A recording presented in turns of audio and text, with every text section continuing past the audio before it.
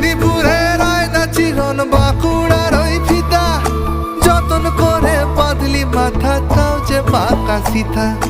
বেচপারিয়া রাজকুমারী গলায় চন্দ্রহার, দিনে দিনে বাড়ছে তোমার চুলেরই বাহার।